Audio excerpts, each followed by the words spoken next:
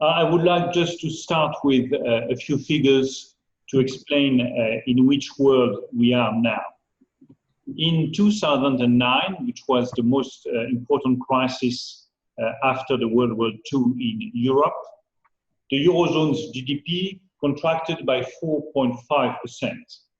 In 2020, according to the last assessments of the European Commission, the GDP is expected to contract by 7.7%.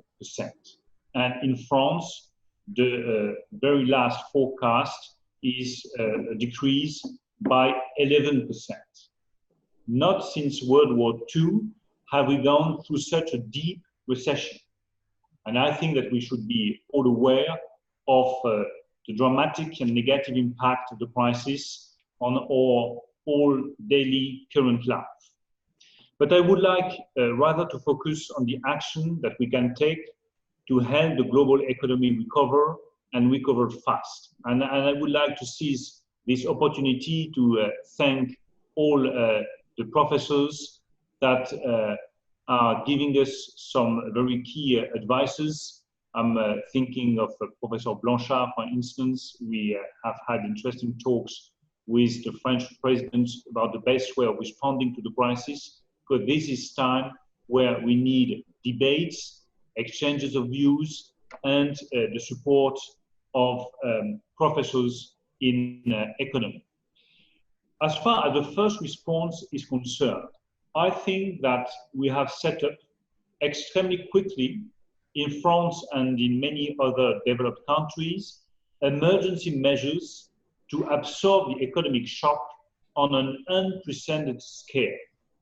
And of course, we are increasing the level of public debt, but as Professor Blanchard explained, he proves to be right. Public debt now is not the key difficulty.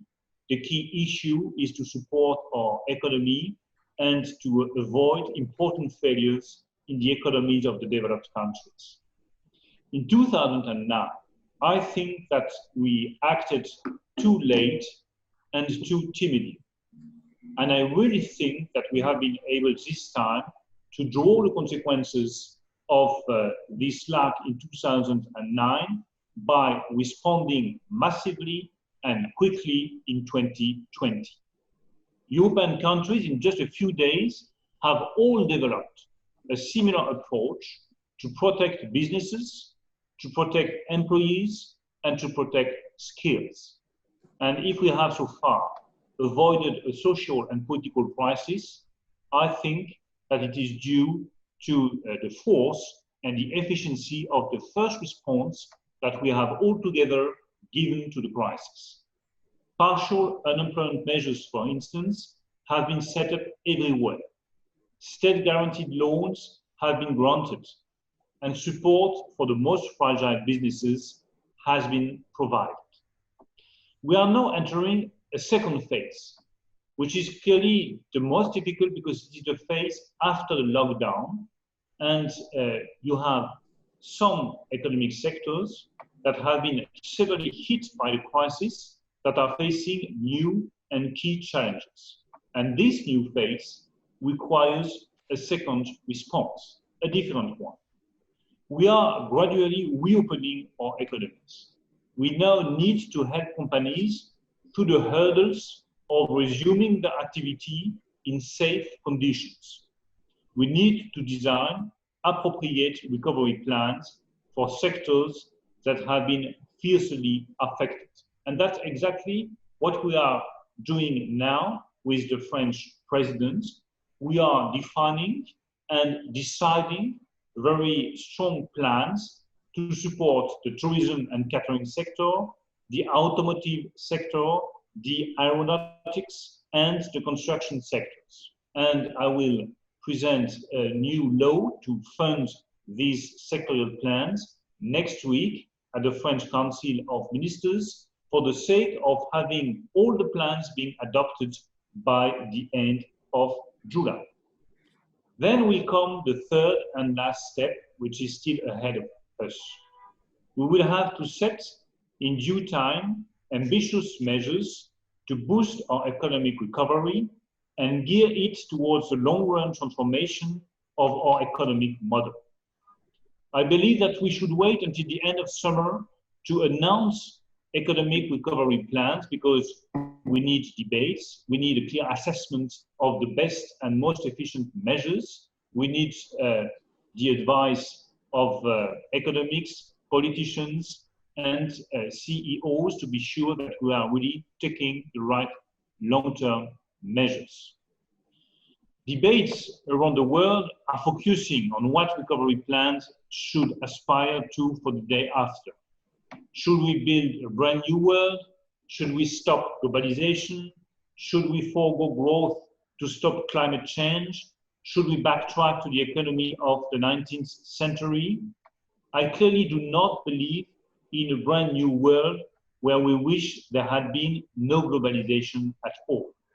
What I do believe is that we need globalization to cure people, to grow, to innovate, and to fight against climate change and for the environment and as a global common good. However, I also believe that we need to make major changes in globalization as we know it. And I believe these changes should be guided by three simple words: solidarity, sovereignty, and green recovery. The first pillar should be, to me, solidarity. Solidarity because this crisis will increase inequalities. And the IMF has been one of the most prominent figure explaining that we should care about the growing inequalities around the world because it's a risk of global political destabilization in developed countries, but also all over the world. Economic crisis hit the most vulnerable people. I'm thinking of young people, low-skilled workers, and older workers. People who are the hardest hit by the crisis will need support. We cannot afford a wave of unemployment among young people. We cannot afford wasting a generation. This would be unbearable and also detrimental for our economies. When I'm speaking about solidarity, I'm also thinking about the necessity of having more solidarity among EU member states. And I'm really very proud of the decisions that have been taken by the Commission, and the very last proposal put on the table by the Commission, 1,300 billion euros for the recovery plan of the EU Commission, based on grants and loans. I think this is the right response at the right time. And I'm also very proud, to be very frank with you, that this plan has been inspired directly by the proposal put forward by Emmanuel Macron and Angela Merkel. But this is also a clear evidence of the willingness of the EU to build this new globalization on the principle of solidarity and not on the principle of self-image. I would like also to insist on one single point on this economic recovery plan at the EU level based on solidarity, which is the fact that we are raising common debt. For the first time in the EU history, we will raise common debt to finance public expenses. That's good news for the countries, that's good news for the EU member states, and that's good news for the European construction. When I'm speaking of solidarity, there is a last point I wanted to tackle, which is the question of international taxation. You know how much I've been involved in the necessity of redefining the international taxation for the 21st century. And I'm deeply convinced that solidarity means also a fairer taxation system at the international level. We are all aware that the winners of this crisis will be the digital giants. Nobody could understand that the winners of the crisis, digital giants, could avoid a fair taxation in the countries in which they are making profit. That's why we are so much insisting on the necessity of having a digital taxation adopted at the OECD level by the end of 2020. Solidarity in the taxation system means also a minimum taxation for the corporate tax. I think that a compromise can be reached by the end of this year, and we should really not spare our efforts to reach that consensus on both digital taxation and minimum taxation by the end of this year, just to have the evidence that solidarity is also at the core of our new international taxation system. The second pillar is sovereignty. Sovereignty, because this crisis has shown that the dependence of some countries on one or a few suppliers for strategic products can create unacceptable fragilities for our economies, unacceptable fragilities for our public opinion. That's why we are in the process in France and within European countries to identify strategic activities and joining forces between European partners, step up our investments so that we can produce critical services and goods in Europe. We have been successful in doing so with batteries for the car industry. There are many other areas where we should build similar industrial initiatives in tomorrow's technologies, starting with renewable energy, hydrogen, or artificial intelligence. The last pillar of this new globalization that we are advocating for is green recovery. The crisis must not be a pretext to postpone once again our environmental commitments. This would be an unforgivable political mistake.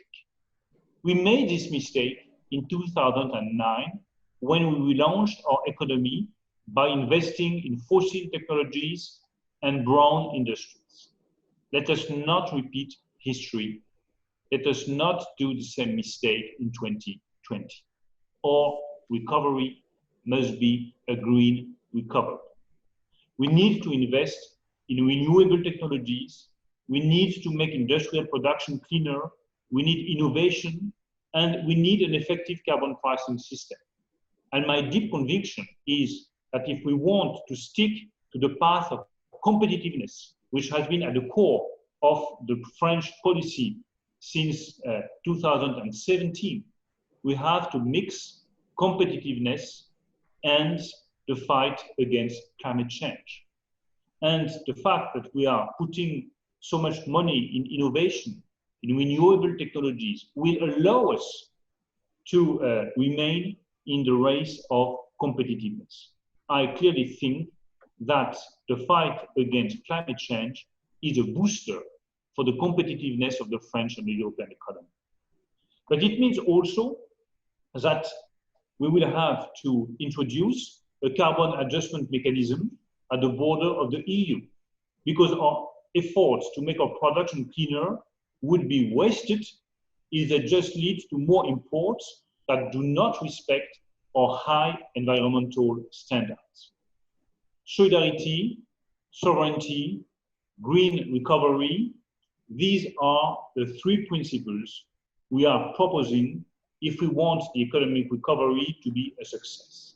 And I deeply believe that it can be and that it will be a success. We have already taken once in a lifetime measures. We have reached a historic European agreement to raise common debt to finance the economic recovery. So let's be confident in the future. I know how hard these times are for all of us, but let's be confident in the future. We have the determination it needs, and I believe we are moving in the right direction. Thank you.